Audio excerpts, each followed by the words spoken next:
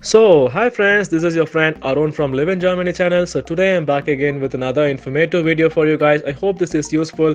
How the corona vaccination will be carried out in Germany, and this is a draft and this is a recommendation from the current standing vaccination commission. So this draft will be discussed and released officially on Thursday. So I'm just going to cover the top information on this. So I hope this video is useful. Please do check our other videos in our channel and click on the subscribe button and make your lives easier. So now let's go on to the content.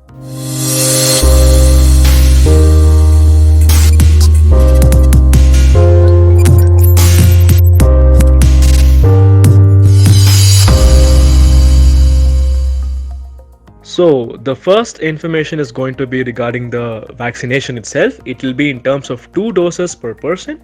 So with a gap of 21 days, it means if, for example, you are getting your first vaccination shot on January 1st, the second shot will be probably on January 22nd with a gap of 21 days. That is how the vaccination has been planned. So this is one information which you have to keep in mind. So it's not 1 dose but 2 doses totally. So next information is going to be regarding the categories of people who will be vaccinated first and last. So they have 6 different categories. So first one is very high priority, they call it. So this is for people above the age of 80 and also residents, nursing staff in inpatient, outpatient, as well as employees in emergency rooms, COVID-19 wards, for example, and people who are having like very high or serious fatal courses and exposed to these kind of diseases, they will be given the first priority. And according to this report of 62 pages, the number of people under this category are 8.6 million people. So this is like the first category. So the second category actually consists of 6 million people as high priority people. So this is also for ages between 76 and 80.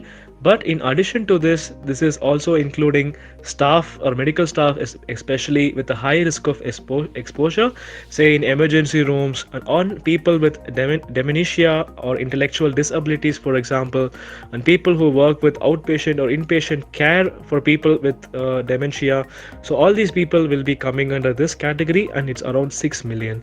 So what is following them is the people with moderate priority.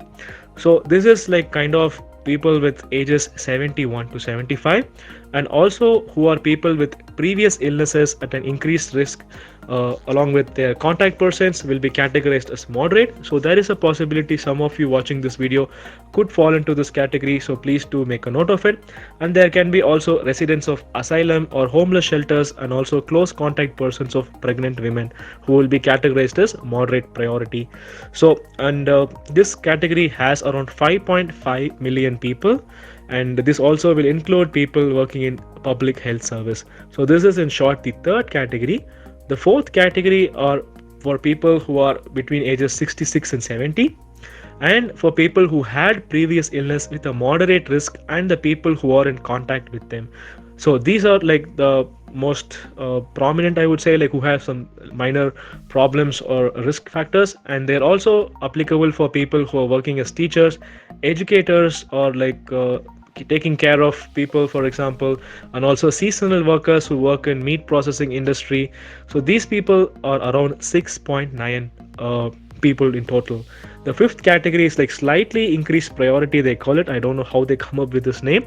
So this is for people between 60 and 65, and also with that, like people who are working in retail shops, for example, and key positions in state and federal governments, professional groups in medical infrastructure, or like say German armed police, public transport, waste management. All these people are coming under increased priority, and they are around 9 million people. The rest of the people, around 45 million people, are coming under low priority. I think most of us will come under this. So let us see how this will be done. But can the prioritization still be changed? There is a high possibility it can be changed, and because they are still assessing the reports, and there could be a minor changes, or other people could also be included. So how do you get invited to be vaccinated? So current suggestion is like you can go to a general practitioner who can give you a certificate and then say like you have to have a vaccination. But right now there is a criticism that this will put further stress on the doctors in order to provide these certificates, and how they do it, it's not so clear. But I think at end of the day, it will definitely fall on their heads only. We don't know yet. So this is all we know about the priority, guys. And one last information I would just like to add is they made a small survey on the number of people who want to get vaccinated and maybe and may not.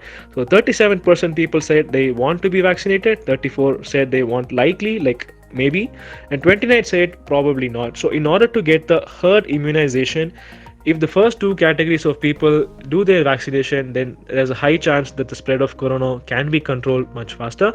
And how the dosages will be separated will be much more clearly explained after the draft. So I hope you liked this video. Thanks for watching it or hearing it, I would say. So I'll meet you again in another video. Bye bye and have a nice day.